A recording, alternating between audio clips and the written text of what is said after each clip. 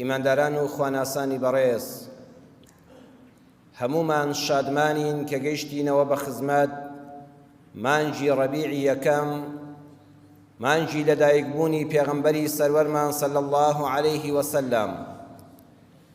مەولودی پێغەمبەر صلی الله عليه وسلم لە جیهانی مسلماناندا بۆ یەکەم جار لە کوردستاندا و بە تایبەت لەم شاری هەولێرەوە دەستی پێکردووە. یادێکی زۆر پڕبەرەکەتە و دەربڕینی هەست و ناخی ئینسانی ئیماندارە بۆ خۆشەویستی سەردار و سەروەرەکەی شەفیعی مەحشەرەکەی ڕێنیشاندەرەکەی محەممەدی مستەفا صلی الله عليه وسلم.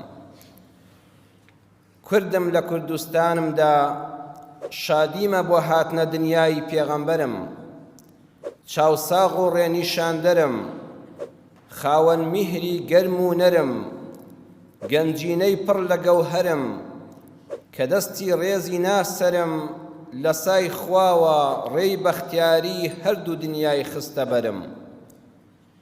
کە منداڵ بوو بێباب بێداگ بێلانە بوو، تاقانە بوو، فرمێسکی چاوی دانە بوو، لای ئەو ماڵە خزمانە بوو، کاتێ لاو بوو پەروانە بوو، لای هەمووان جێی متمانە بوو، کە وەحی هات بە نوێنەری پەیامی ئەو ئاسمانە بوو، دوایین ئەڵقەی ڕشتەی پێغەمبەرانە بوو، مامۆستای ئەو یارانە بوو، پۆشاکی هەژارانە بوو، ژیانی هەمووی وانە بوو، دژی بیری ئەفسانە بوو، دۆستی خزم و بێگانە بوو، ڕزگارکەری ئێمەی کورد و ئەم خاچی کوردستانە بوو.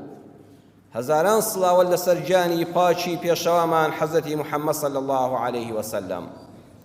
خۆشەویستان، مەولود نامە یادی لەدایکبوونی پێغەمبەر صلی الله عليه وسلم بە خوێندنەوەی شعر بێ، بە ئامادەکردنی کۆڕ و سیمینار بێ، بە مەدح و ستایش و سرود خوێندنەوە بێ، بە شیرینی بەخشینەوە بێ، بە نووسینی لافتە بێ لە شوێنە گشتیەکان و دەستگا حکومیەکان و بەردەمی دوکان و بازاڕەکان، جوانە و با هەر بمێنێ.